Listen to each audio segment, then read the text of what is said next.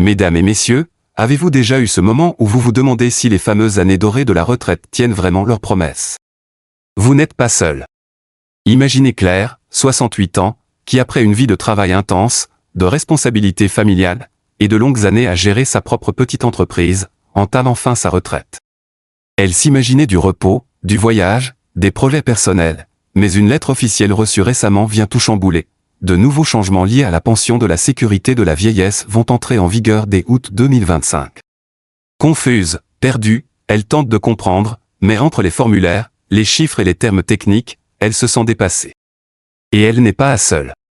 Il y a aussi Robert, 72 ans, un homme plein de rêves, de générosité, qui adore l'idée de voyager ou de redonner à sa communauté. Pourtant, chaque fois qu'il ouvre son application bancaire ou tente de comprendre ses prestations, il se sent écarté, comme si le monde avançait sans lui.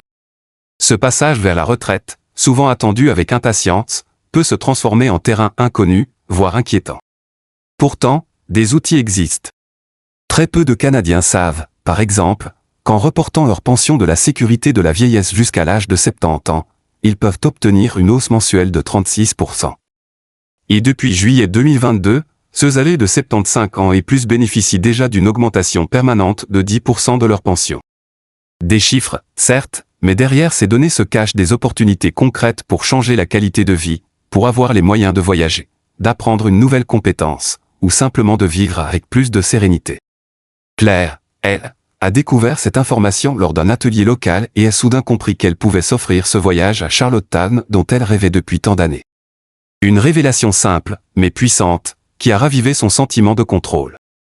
Et c'est exactement ce que beaucoup cherchent à cette étape de vie, reprendre la main, se sentir maître de son quotidien. Gilles, lui, a 71 ans. Il a passé toute sa vie comme mécanicien à Trois-Rivières. Lorsqu'il a pris sa retraite, il s'imaginait des journées paisibles à pêcher. Mais très vite, il s'est rendu compte que le cadre ne suffisait pas. Il avait besoin de sens, de lien. Il a rejoint un club de marche, au début juste pour essayer, mais il y a découvert un groupe de personnes, comme lui, en quête de connexion. Ensemble, ils partagent des discussions profondes, des astuces pour soulager les douleurs arthritiques, et surtout, beaucoup de rire.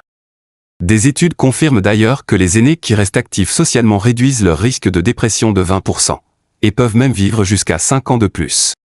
5 ans de moments à partager, de souvenirs à créer. Ce genre de chiffres donne envie de décrocher le téléphone et d'appeler un vieil ami, ou d'oser franchir la porte d'un centre communautaire. Mais bien sûr, la santé est aussi un enjeu central. On se souvient tous de l'époque où un rendez-vous chez le médecin était direct, clair. Aujourd'hui, entre les portails en ligne, les assurances et les longues listes d'attente, c'est devenu un véritable labyrinthe. Louise, 74 ans, à Sherbrooke, en a fait l'expérience lorsqu'elle a dû organiser une chirurgie de la hanche. Remplir des formulaires en ligne, faire des appels, entendre des versions contradictoires, elle était déjà épuisée avant même d'entrer à l'hôpital. Ce qui a changé la donne, c'est un appel à son CLSC. Un travailleur social l'a accompagnée, étape par étape, pour comprendre ses droits, optimiser ses remboursements, et même l'aider à accéder à des services de réadaptation gratuits. C'est une leçon précieuse, demander de l'aide n'est pas un signe de faiblesse, mais une force.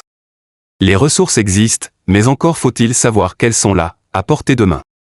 Et puis il y a la fameuse technologie. Ah, cette fameuse technologie qui peut sembler être un monde à part. Beaucoup s'y frottent avec appréhension. Mariette, 77 ans, a acheté une tablette pour pouvoir parler avec sa fille à Vancouver. Au départ, elle avait peur d'appuyer sur le mauvais bouton, de tout effacer. Mais après un simple atelier à la bibliothèque municipale, elle envoie maintenant des messages, regarde des vidéos de cuisine et participe même à des quiz virtuels avec ses amis. Aujourd'hui, 60% des aînés canadiens utilisent Internet régulièrement. Et ce qui revient souvent, c'est ce sentiment de liberté, d'indépendance retrouvée. Pas besoin d'être un expert. Il suffit de commencer petit, apprendre à envoyer un message, faire un appel vidéo, ou encore utiliser Zoom pour un appel avec les petits-enfants. Les bibliothèques, les centres pour aînés, tout cela existe pour vous accompagner, avec douceur et patience. Côté finance, il y a aussi de quoi se sentir perdu. Vous avez travaillé toute votre vie, vous méritez que chaque dollar compte. Et en août 2025, des ajustements importants seront apportés à la sécurité de la vieillesse, notamment pour mieux soutenir les retraités à faible revenu. Ce que peu de gens savent, c'est que le supplément de revenu garanti SRG peut ajouter jusqu'à 1 000 $ par mois à votre revenu, mais cela nécessite une demande spécifique. Jean et Élise, un couple vivant modestement à Drummondville, l'ont découvert par hasard en discutant avec un voisin. Cette aide a transformé leur quotidien. Ils ont pu mieux couvrir leurs soins de santé, et même faire plaisir à leurs petits-enfants. Il ne faut pas hésiter à consulter un conseiller ou à se rendre sur le site de Service Canada. Ce n'est pas si compliqué qu'on le croit, et ça peut changer bien des choses. Mais au-delà de l'argent, il y a cette envie profonde qui grandit avec l'âge, celle de vivre avec sens. Paul, un retraité de 69 ans à Gatineau, me l'a dit simplement, « Je ne veux pas juste exister, je veux vivre ». Ancien enseignant, il s'est senti un peu vide au début de sa retraite. Puis il a commencé à faire du bénévolat dans une école. Lire des histoires à des enfants lui a rappelé pourquoi il aimait tant son métier. Cela a ravivé sa passion, rempli ses journées de chaleur. Et vous savez quoi? Le bénévolat a un impact direct sur la santé, il réduit le stress, améliore le moral, et même la santé cardiovasculaire. Que vous aimiez le jardinage, le bricolage, l'écriture ou la transmission d'histoires, il y a 1000 façons de se sentir utile et épanoui. Et puis, il y a les liens familiaux. Ces liens essentiels, mais parfois fragiles. Suzanne, 70 ans, se sentait de plus en plus éloignée de ses petits-enfants adolescents, toujours absorbés par leurs écrans. Un jour, elle leur a proposé un échange. « Apprenez-moi à utiliser Instagram, et je vous raconterai mon enfance à Rimouski. » Résultat? Un échange inattendu, un pont en régénération. Elle leur a parlé des hivers glaciaux, des veillées à la radio, des premiers bals. Et eux, curieux, ont découvert une autre époque à travers ces mots. Si vous vous sentez déconnecté, essayez de vous intéresser à leur monde, sans jugement. Vous pourriez être surpris de la richesse des échanges. Enfin, il y a cette question de dignité. Vieillir n'est pas une fin, mais une transformation. Monique, 80 ans, a dû déménager en résidence après une mauvaise chute. Elle craignait l'isolement, la perte d'autonomie. Mais elle a trouvé dans ce nouvel environnement une vitalité inattendue. Elle joue au bridge, suit des ateliers de peinture, organise des soirées cinéma. Elle m'a confié, « Je ne suis pas juste une vieille dame.